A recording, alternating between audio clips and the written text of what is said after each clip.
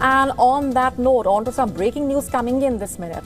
The U.S. Central Command, CENTCOM, claiming more than 10,000 U.S. sailors, Marines, airmen, along with over a dozen warships and dozens of aircraft, are executing that mission to blockade ships entering and departing Iranian ports. So that's the latest coming in with those numbers.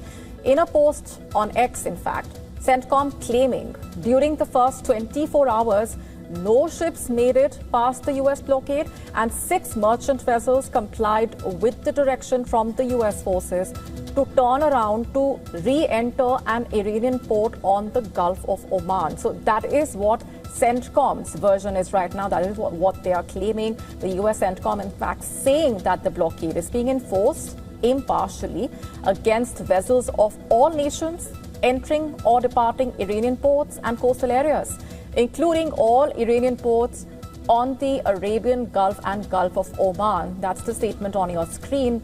In fact, CENTCOM also saying that U.S. forces are supporting freedom of navigation for vessels transiting the Strait of Hormuz to and from non-Iranian ports. A number of questions being triggered by that statement. But at the same time, according to reports, remember, at least 4 Iran-linked vessels have successfully exited the Persian Gulf by crossing the Strait of Hormuz since the U.S. naval blockade officially started.